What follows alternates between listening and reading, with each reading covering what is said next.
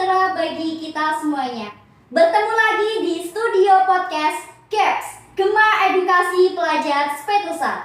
Sebelumnya perkenalkan saya Selma Adiarmika. Saya Atul Kilana Hardiani. Hari ini kita akan berbincang-bincang terkait masalah yang sudah tidak asing lagi di telinga kita, yaitu pernikahan dini. Nantinya kita akan bahas bersama apa sih pengertian dari pernikahan dini itu, faktor-faktor yang mempengaruhi dan juga dampaknya. Nah, jadi sebelum kita masuk ke permasalahan mengenai pernikahan dini, kita akan mempelajari terlebih dahulu apa sih pernikahan dini itu. Menurut Mbak Selma sendiri, apa itu pernikahan dini? Jadi pernikahan dini adalah akad nikah yang dilangsungkan pada usia di bawah aturan yang berlaku. Undang-Undang Nomor 16 Tahun 2019 tentang perubahan Undang-Undang Nomor 1 Tahun 1974 menyebutkan bahwa pernikahan hanya diizinkan apabila pria dan wanita sudah mencapai umur 19 tahun. Nah, pernikahan dini tentunya sudah menyebar di berbagai wilayah di Indonesia. Untuk saat ini, berapa sih persentase pernikahan dini di Indonesia? Jadi tahun 2018 sudah tercatat 1 dari 9 anak atau sekitar 11,21% wanita yang berusia 20-24 tahun yang sudah berstatus kawin. Pemerintah RPJMN tahun 2020 menargetkan bahwa pernikahan dini itu menurun dari 11,21% menjadi 8,74%. Ini menjadi tujuan untuk mengurangi resiko adanya pernikahan dini. Seperti di Ponorogo, banyak siswa yang baru lulus SMP mengajukan untuk melakukan pernikahan dini. Mayoritas pelajar yang masih tanggung ingin langsung menikah saja. Tentunya selain pengertian dan juga presentase tersebut, pasti ada faktor penyebabnya dong. Kira-kira apa sih faktor penyebabnya? Nah, yang pertama ada faktor ekonomi. Faktor ekonomi di sini menjadi salah satu penyebab terjadinya pernikahan dini. Pernikahan dini seolah-olah menjadi jalan keluar dari berbagai macam kesulitan yang dihadapi. Salah satunya adalah kesulitan ekonomi. Dari hasil survei beberapa informa yang diwawancarai, mereka mengatakan bahwa melakukan praktik nikah untuk membantu kesulitan ekonomi keluarganya. Alasan tersebut banyak dilontarkan oleh orang tua pihak perempuan dan perempuan itu sendiri. Selanjutnya ada faktor apa aja nih? Ada faktor yang ketiga, yaitu faktor pendidikan. Dikatakan bahwa semakin rendah tingkat pendidikan seseorang, maka akan mendorong seseorang untuk melakukan pernikahan dini. Sebab pendidikan merupakan salah satu faktor utama bagaimana cara manusia atau seseorang memandang dunia dan dirinya sendiri. Pendidikan tidak hanya dapat didapatkan di dalam formal saja, namun didapatkan di lingkungan keluarga, sosial, pertemanan, dan sebagainya. Lanjut, faktor yang selanjutnya adalah faktor keluarga. Faktor keluarga di sini berperan penting dalam menentukan pernikahan anaknya. Apabila orang tua tidak mengambil keputusan yang baik dalam mengatasi permasalahan keluarganya, dapat menimbulkan masalah yang lebih besar serta merugikan berbagai banyak pihak.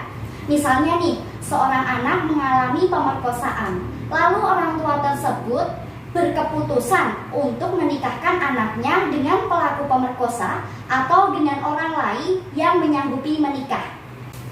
Pernikahan tersebut juga dilakukan untuk meminimalisir rasa malu serta rasa bersalah.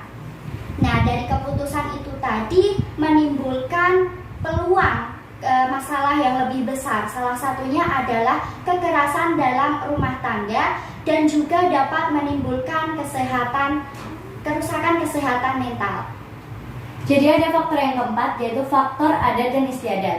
Dalam tradisi, pernikahan tidak memandang usia. Jadi ketika laki-laki dan perempuan menikah, walaupun itu usianya di bawah umur atau masih belia, dalam tradisi itu sudah dianggap sah. Namun di dalam undang-undang, mereka sudah melanggar undang-undang negara tersebut.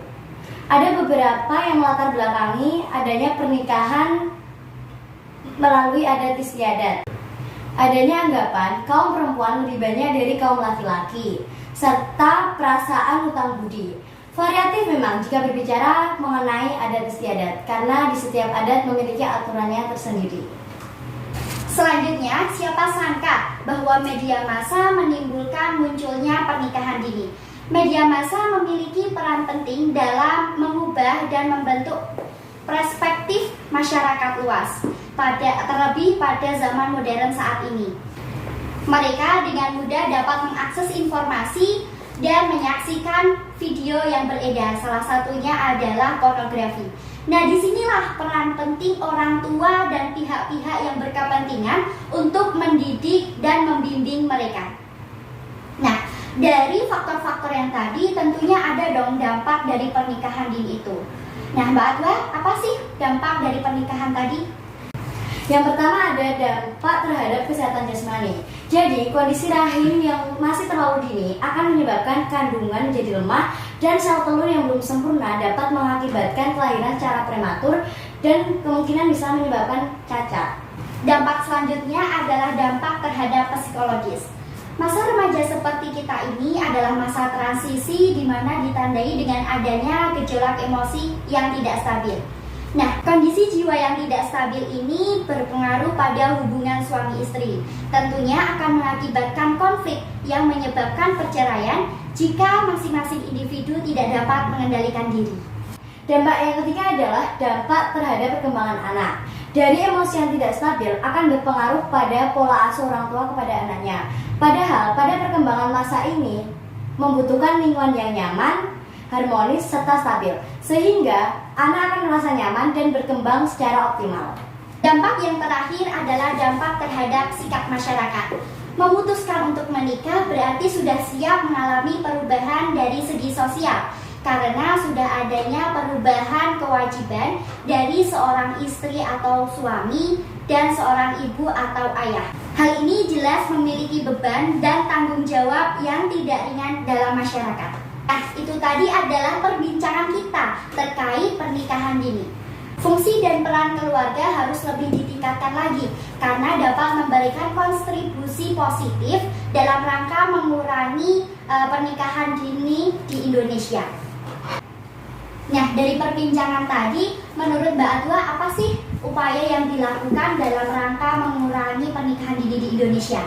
Jadi banyak sekali Mbak Salma dalam upaya untuk meminimalisir angka pernikahan dini di Indonesia, seperti melakukan pemilihan teman atau pergaulan, meningkatkan mutu pendidikan, serta pandai-pandai dalam menjaga diri sendiri. Apalagi kan kita perempuan Mbak Salma, tentunya kita juga harus pandai dan bijak dalam menjaga diri kita sendiri.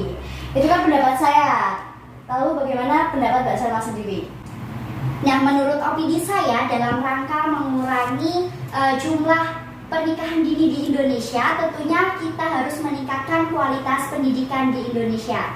Tentunya kita sebagai pribadi juga harus menjadi pribadi yang berkependidikan, bertakwa, dan berakhlak mulia. Dalam bergaul pun kita harus memilih teman, jangan sampai salah. Jangan sampai kita masuk ke dalam circle yang merusak diri kita. Sekian perbincangan podcast kali ini.